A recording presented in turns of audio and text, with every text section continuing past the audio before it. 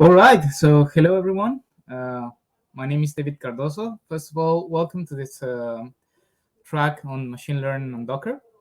And so today we're going to talk about developing these ML interactive GPU workflows. We're going to understand what GPU containers are, how we can build them, how we can use them, and how we can integrate those tools in Visual Studio Code.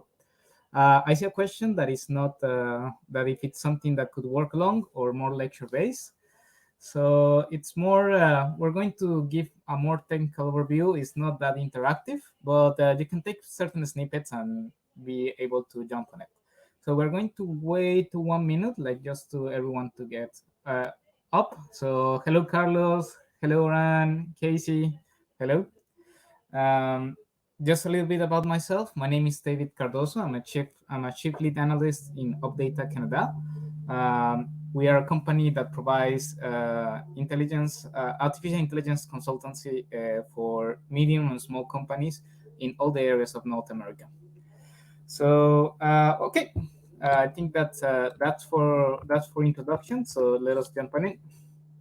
If you have any question at any point, just send it to the chat. I will be able to read it, and then we will try to answer the questions on it.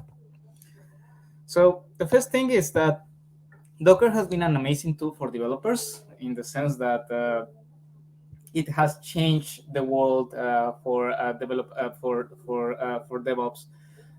Being able to bring whatever tooling that you want to have, define your environment, define your tools, and being able to just run this code in this amazing environment is something that developers love. But we come from a different area. We are machine learning engineers, we are data scientists, and in that sense, we start to see that there are certain things in Docker that are really either difficult to do or like it's very confusing how to do correctly. So if we take the most important things about Docker, it resolved the problem of it works on my machine. So being able to package binaries, isolate software from each other, the container is a standard format that you can either run in Docker, in Podman, in whatever container runtime that you want to run, and it's easily portable across environments. So I can just do a Docker pull, bring the tools that I have in certain computer, and being able to develop to run in another computer is something that is really awesome. And if you take a look, it's something that that has been empowered, most of it for these loosely coupled services in the terms of microservices architecture, and in the same thing of the Unix philosophy, that is just do one thing and do that one thing right. So what happened as we enter this different area, different environment? So we start to see like how that if we try to put these principles into the machine learning side, we're going to find a different problem. So let us walk a little bit down the history train and see how is that we arrive to using GPUs, to using different architecture than the CPU for running our machine learning models. So we're going to walk to the machine learning and the deep learning revolution. So a little bit of a perspective. So I do think that the most important paper that started that you can do computer vision without fine tuning, without doing like classical computer vision, in which you have to give the filters and just let the machine figure out the filters, was AlexNet in 2012. So this, for those that you know, AlexNet was the neural network architecture that really started to bring all the attention that you could do computer vision with the deep learning approach. In the sense that deep learning approach is a technique that let computer figure out rules if you have the data, and that since it's a very inherently parallel problem, you can just throw it to something that can do parallel computations and do matrix operations. And at that time, the tool that we had for that was the graphic cards that everyone was using for gaming, or for the concept of using general purpose graphic programming units was really new at that moment. So being able to understand that AlexNet actually bring these changes to it, that you could use a GPU, is something that is that is very important, and it pinpoints the start of the deep learning revolution. So in the competence, so AlexNet was competing in this computer vision, competing in this computer vision competence, in which you try to give a lot of images and you try to classify which what is in the image.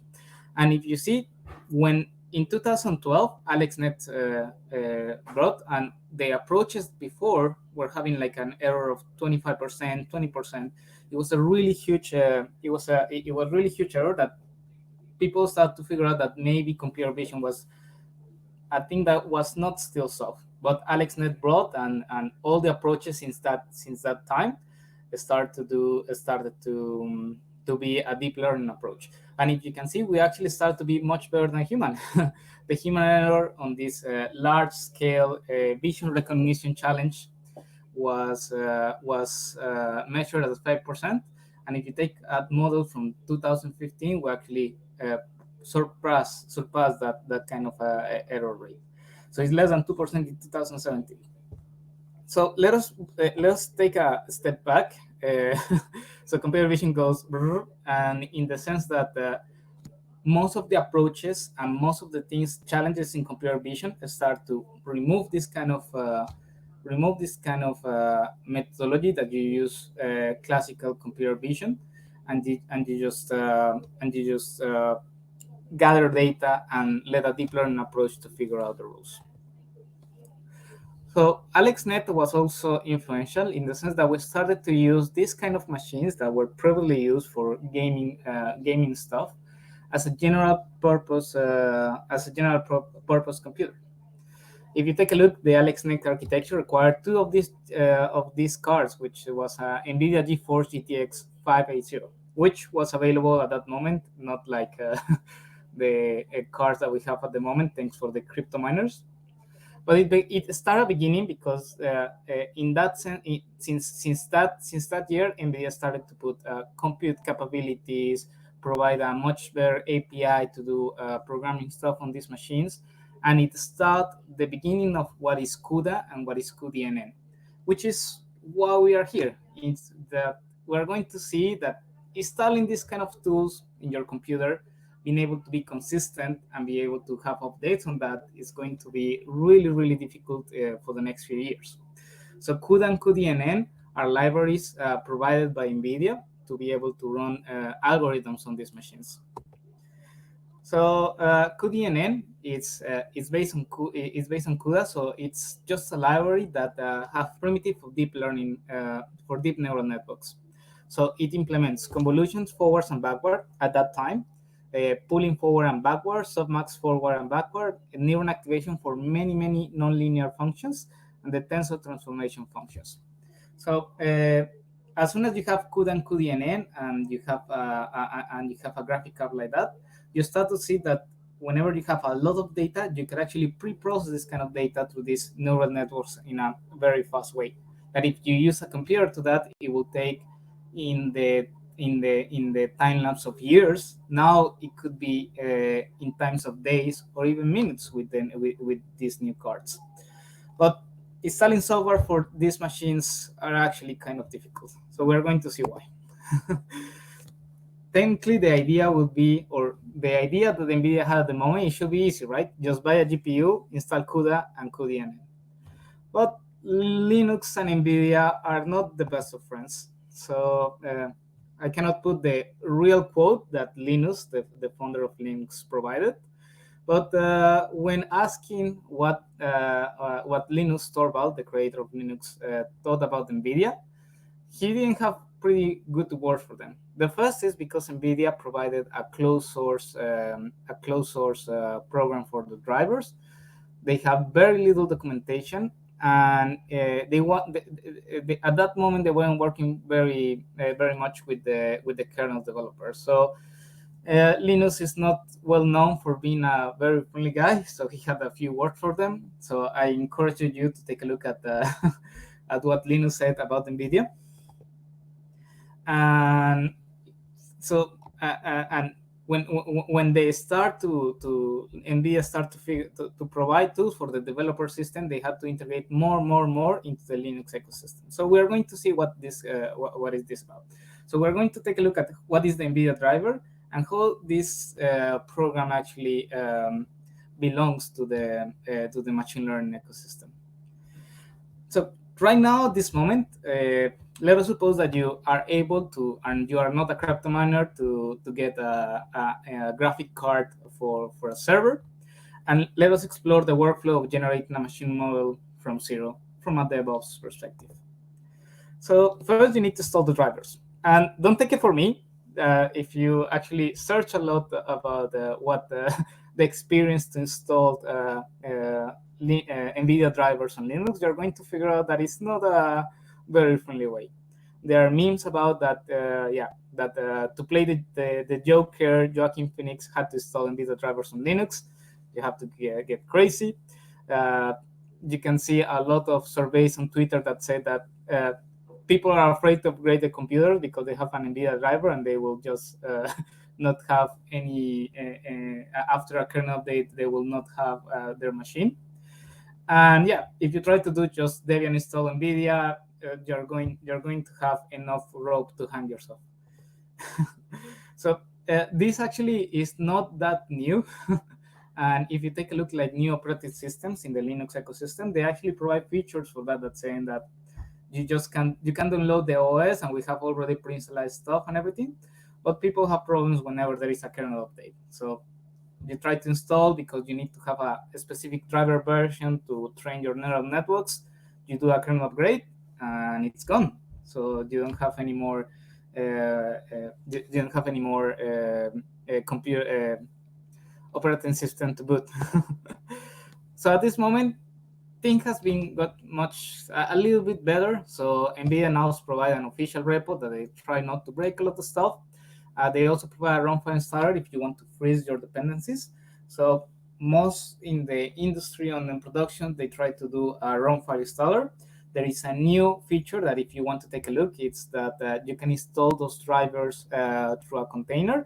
So I will let you Google it, but there is now a way that you can actually have the NVIDIA drivers containerized as a container and just run GPU containers on that. We're going to see that, but it's still a little bit difficult. So assume that you have a GPU driver installation, and as classical, I myself, I'm a bit of a mathematician. The proof is left as an exercise for the reader. So if you are, there is a rite of passage for any machine learning engineer that he has to install NVIDIA drivers on a Linux machine. Now, the driver just only provides the tool for the operating system to talk to the machine. But what you really want to have is like CUDA, the program that allows you to do numerical stuff on these kind of machines. So the experience is not also that good. You try to do import TensorFlow or run TensorFlow, and you're going to say that, yeah, CUDA is not found, but you just did apt install NVIDIA CUDA toolkit. So in that sense, it becomes a circle in that you try to install something, but you cannot find it. You find a Google, you try to find a Stack Overflow issue to be able to solve it, but you need a previous version that is not provided anymore. So the ecosystem, in that sense, is a bit of a mess. And this is where Docker actually comes to help these kind of issues. One thing that is important to remark is that cuDNN and CUDA, it's a low-level API in the sense that you are not expected that you will write your own neural networks on that. For that, you will use a high-level deep learning framework such as Pytorch or TensorFlow that allows you to have a much higher level or just have a much bigger layer of abstraction to understand to do the neural network stuff that you want to do. So in that sense, if you start to see that, you start to see that it's a leaky abstraction. You see that the deep learning community actually moves pretty fast. And if you go to I just took a picture of this this morning. There you can find people reporting issues about CUDA doesn't work, CUDA version not found, strange errors in CUDA, adding CUDA feature packages breaks the container. So it really becomes something that it's quite a bit of fire. So you start to see that being able to even to install these tools is becoming a mess. So you see the issues: TensorFlow, why is CUDA 10.1 not supported, and a strange error message, and in Pytorch, CUDA strange behave. So this is only for development. Try to imagine how you have to do this when you are trying to deploy this kind of models in production. Right now, well, you have the cloud and certain services abstract that layer that you don't have to install these kind of things, but it's still quite a bit of mess to deploy this kind of models. But technology adapts, and that's something that Docker is actually really helping us out. So what we wanted to have is that the same revolution that happened for developers on the DevOps side, that due to these kind of services that are microservices start to develop this kind of container technology, we want to have that same technology that used a GPU behind. And this is what the NVIDIA Container Toolkit is all about. So the first part that I want you guys to have is that the ecosystem right now, since it moves pretty fast, you cannot just not use something that frees your dependencies, but it's going to be something that it's going to be something that is going to change quite a lot. So even that if you have a code that runs very well 1 month ago, if you try to run again and you have certain update or something, it's going to break. And it is part of the machine learning cycle that you start to see that due to a package of NVIDIA, due to a package or in Ubuntu, do a kernel update, you start to see that the models actually something happens on that. And that's where the NVIDIA Container Toolkit it's all about. So we're going to see what this kind of new technology that will allow us to have containers with GPU, in which we can specify the GPU capabilities and how we can build services with this. So the NVIDIA Container Toolkit is a collection of tools that will allow you to just define the containers, and inside those containers install the CUDA dependencies that you want, assuming that you have a certain driver that works. So if you need CUDA 10 for object detection model, and then after that you need a CUDA 11 to develop a transformer in that sense, you will the same thing. You will try to build a Dockerhub that encapsulate all your dependencies, and then you will let the Docker engine to figure out how to run this kind of containers accelerated by the existing GPU capabilities in your computer. So we're going to see what are all these tools. So the NVIDIA Container Toolkit contains 4 different tools that are that does this kind of magic for running accelerated GPU containers. The first one is the NVIDIA Container 2, which requires as a prerequisite Docker CE. So the NVIDIA Docker 2 is actually going to be like a shim for Docker, that whenever you see a flag, you're going to take that container and inject certain parts of devices and environment variables into the container, so you can map the device, specifically the GPU, on the container. The NVIDIA Container Runtime, which is going to take your config.json that you have in the Docker, modify it so it can access the GPU and also the container before running, doing all the magic that it needs to provide so that the container doesn't crash. And the Live NVIDIA Container, which is going to attach to RunC or cronC if you use Spotman, that will have this container that will modify this container runtime to be able to see those GPU devices that you want. So you start to define this. You start to define. You start to define all your. You start to define all your dependencies in a Docker file, and you start to run this kind in this kind of containers. But it's not a silver bullet. You will need also to take into account that if you have a certain version, you can run a specific. If you need to run something that has a certain version of CUDA, you have a minimum required driver version. So the only prerequisites to you can run. Usually the drivers are CUDA back compatible, in the sense that you could have a very advanced version of oops, I think that the audio is cut off. Just give me a sec. All right, let me know if it still cuts off.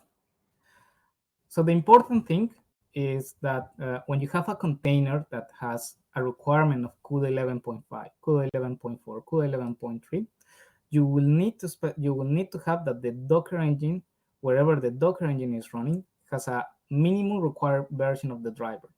So as you can see, when you have CUDA 11.5, the minimum NVIDIA driver version that you need is going to be 45.80 and above, and the same thing. So usually what happens is that whenever a new CUDA version is released, they're going to cut off certain graphic cards that are just too old, or that they are not going to provide any support. But just to give you a heads up that it's not a silver bullet. You need to take into account which is the driver version that you have on your machines, and what kind of technology do you have on there.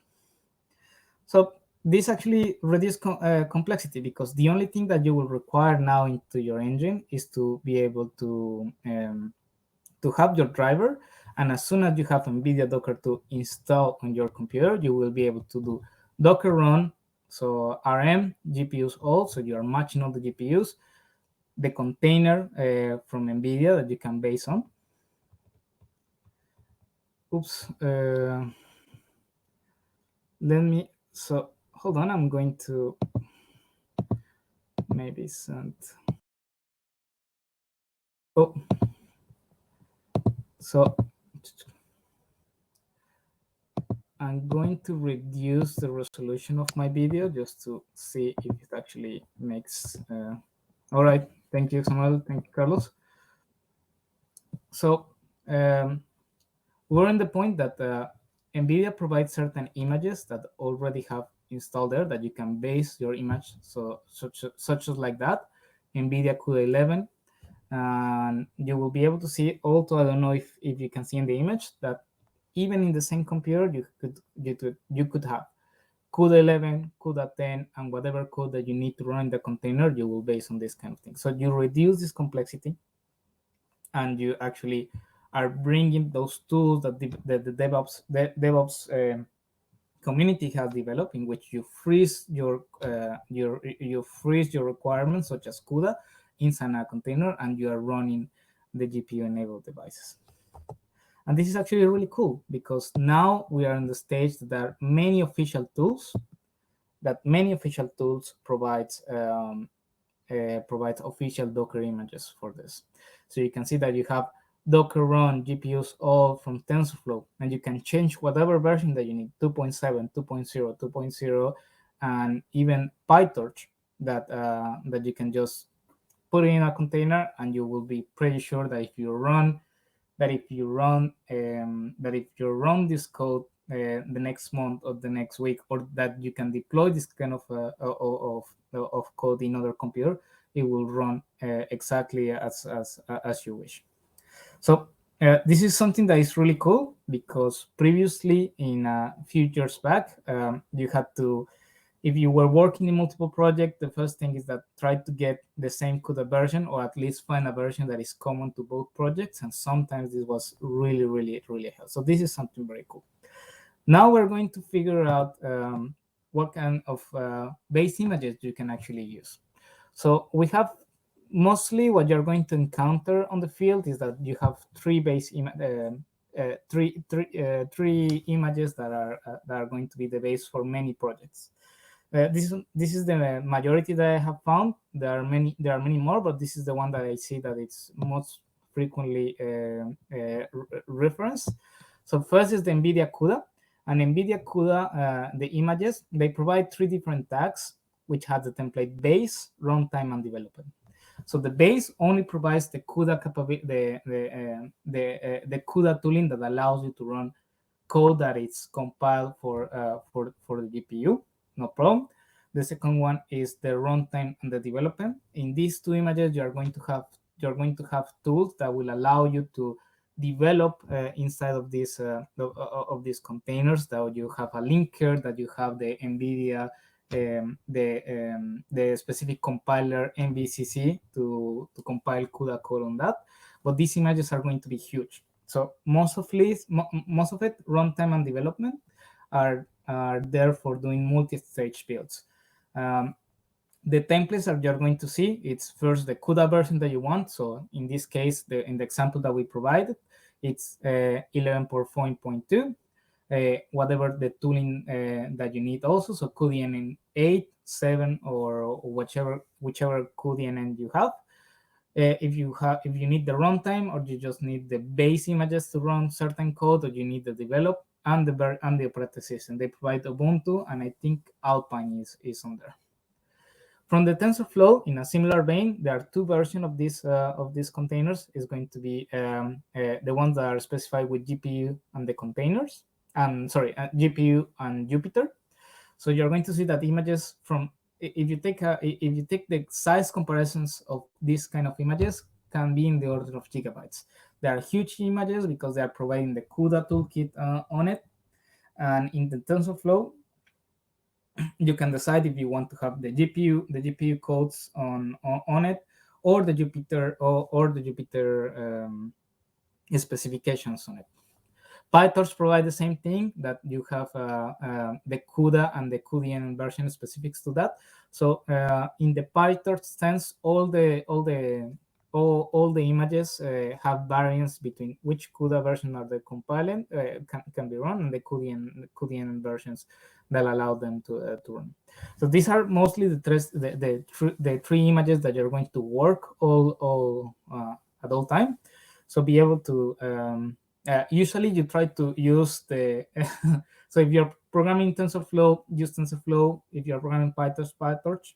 Whenever you have a necessity that you really have to go to like this layer abstraction that you're just using CUDA, such as developing CUDA or like really CUDA application, you will use the CUDA, but mostly you will focus on the TensorFlow and the Pytorch images.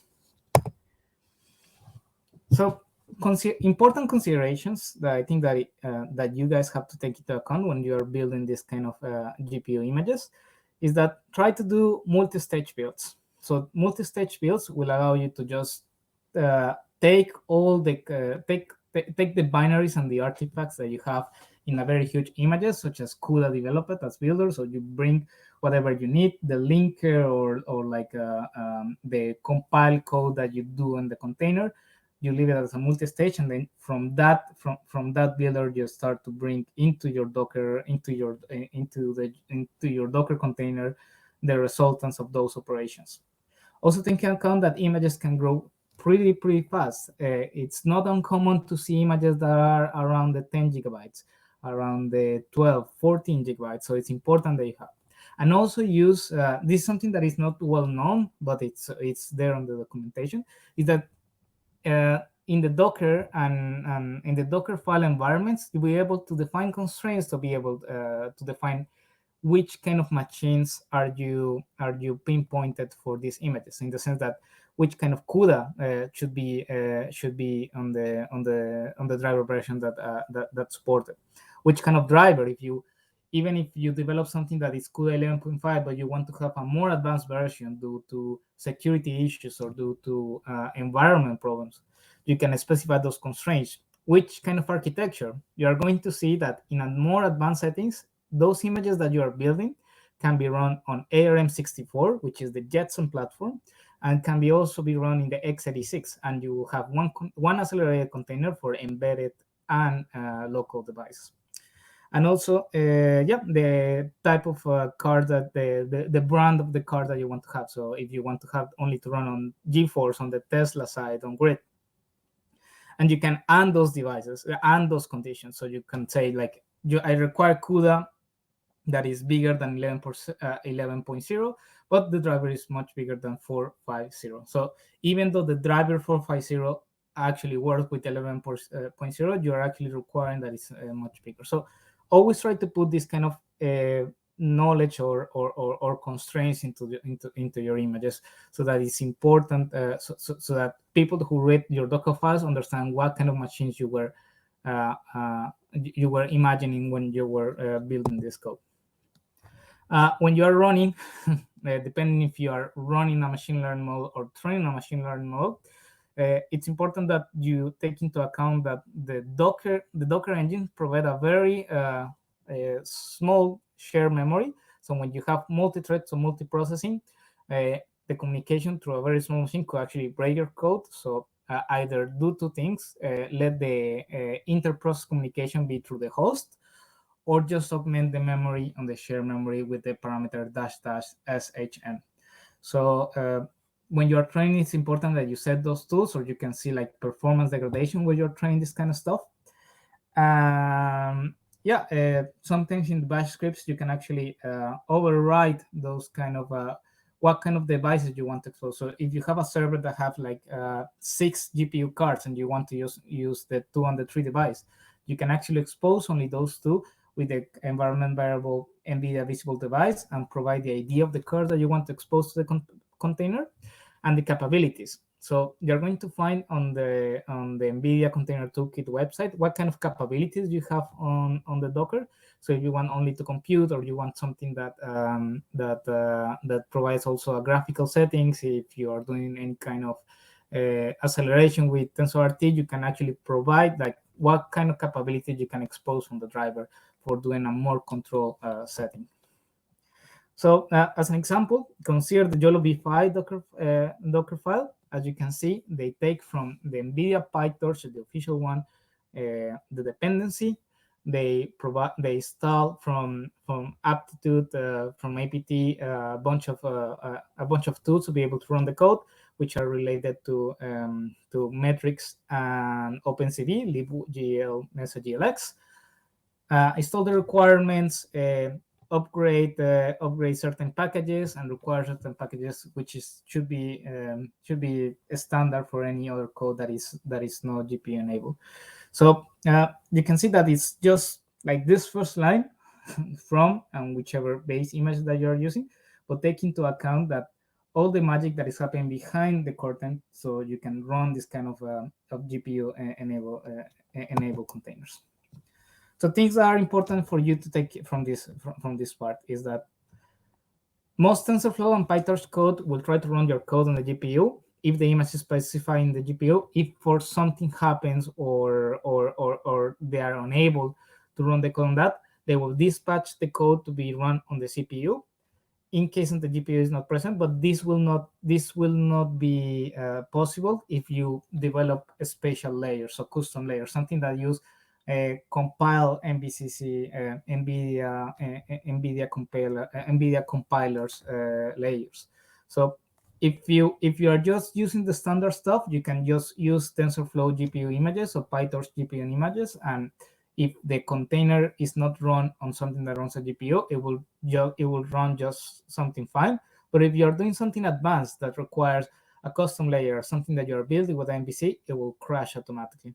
So be able to take into account those things. And also, since a few months back, NVIDIA is not providing the images on Dockerhub. They are providing their own Docker register, which is located at nvcr.io, which is also free. And if you take a look, the whole reason is because the images are so huge that I think that it can be a really a bandwidth for Docker. So they put that. So you have been warned. So take into account those kind of things.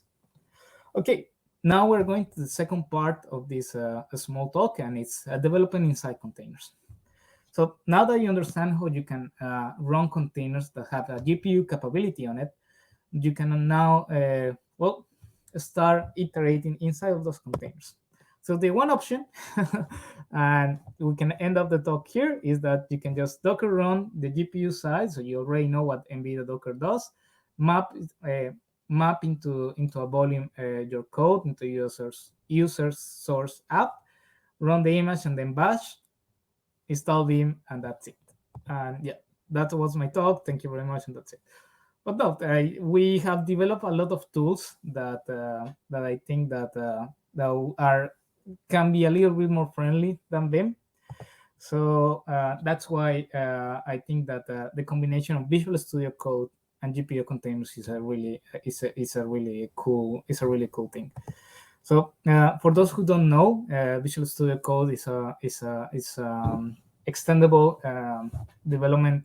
integrated development environment for programming, developed by Microsoft and GitHub, and the extensions are really cool. So you have extensions for Docker, for developing things on a remote site, and for Python. And the one that we're going to focus today is there are two. There are the Docker extension, which when you install it, you're going to see that in your Visual Studio account, you're going to see a whale on your on the left hand side where you have your tooling that will provide you with which kind of images are in the local register, which kind of networking have you created, which kind of volume do you have to that. So you will able to have a graphical overview of what kind of images networks and networks have you do you have in the in your local computer. Also, we'll have remote development. So as soon as you have also the Docker extension, you will be able to combine these kind of two things that you can actually from Visual Studio Code launch your container and install the extension of Visual Studio Remote into the container, and you'll be able to connect to your container and run whatever you need to run on those kind of on that container. So in a high level overview, your Visual Studio Code will be a very lightweight version will be installed on the container, and they will be exposed to you through a port or through or through a socket. In that you have your local OS, your themes, your UI extension, your key mappings will be run on your local OS. But the VS Code server, whatever you run, the extensions on the workspace, the source code, whatever you run in the container, you will be able to just assume that is something that is that is something local in your computer. So certain people have told me that this seems to be an over engineering, but hopefully I have convinced you in the previous 30 minutes of this talk that NVIDIA and Linux do not play that well, and sometimes you really don't want to wake up, turn on your computer and see that NVIDIA doesn't run and you don't have any graphical settings to join to your computer.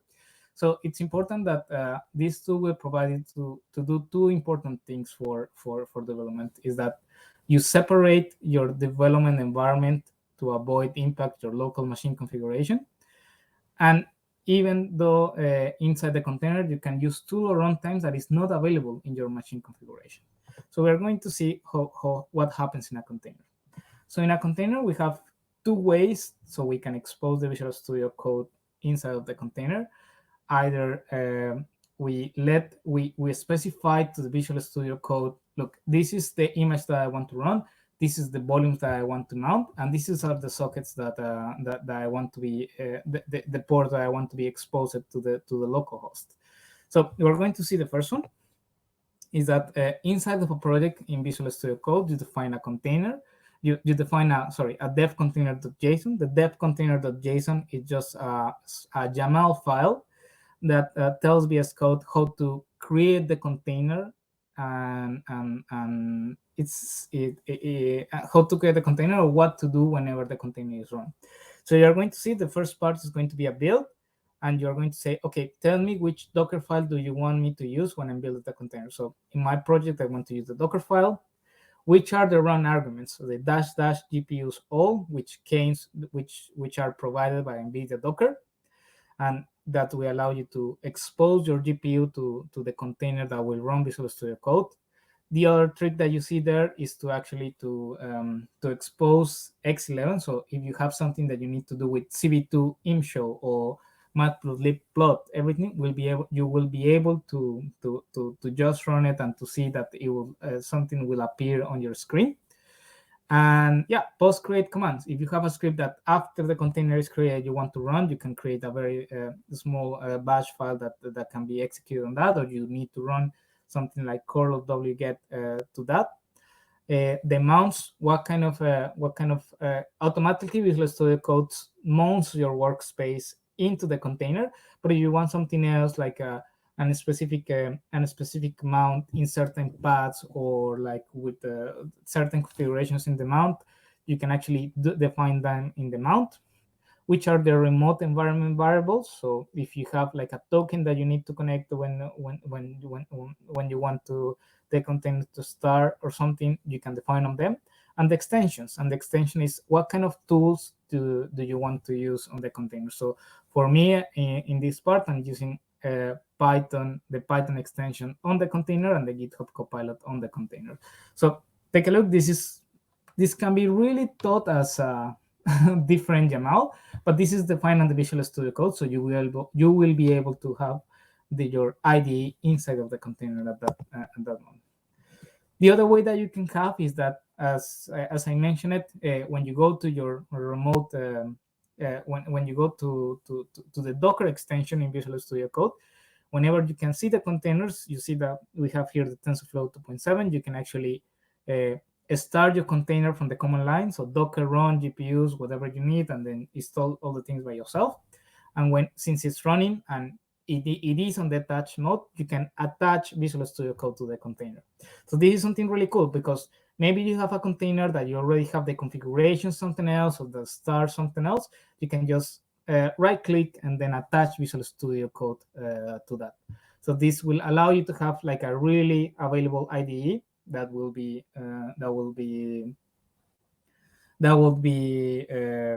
have all the capabilities or all the tools that you stole someone else, and then you just attach Visual Studio Code to a running container. So there are two things that you can actually do this kind of workflow, is that you provide the dev container JSON, which if you take a look, it's the same thing similarly to what you define in a Docker Compose. And the other one is that you start a container, you do your stuff, you do whatever you need, and then you attach the Visual Studio Code to that. So as an example, you can see that here, if you take a look at the top left corner, you're going to see the name of the container right there. So that means that Visual Studio Code is attached to the container, and you have on the right a shell that is telling you that this is a container for TensorFlow. So you will be able to develop whatever you need in there, break your container, break CUDA, break whatever you need to do inside of the container. It will not expose anything, or will not leakage to the local host. So that's it for me. If you find that this kind of things is it's something that is curious for you, that you are passionate about Docker tools and everything, we're looking for people at my company. So if you want to work with us, just send a message with info@updata.ca. And yeah, so if you have any questions, if you have any observations, I'm looking up to the chat. And yeah, for 5 minutes. And after that, we will continue with the next talk. So if you have any questions, just send it to the chat, and I will be able to see them.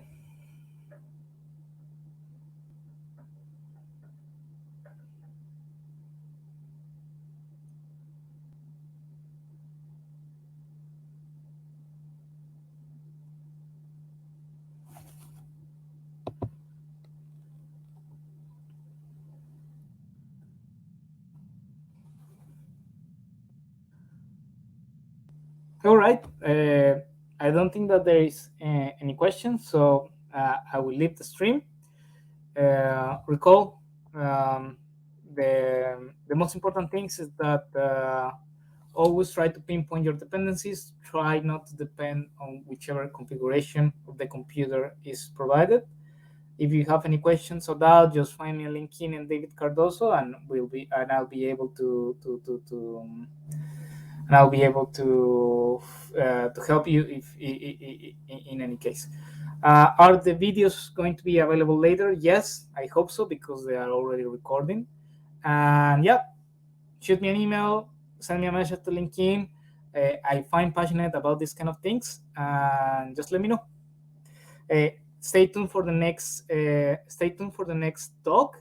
It's going to be in 10 minutes. So I will leave you with the stream. And all right. So bye bye everyone.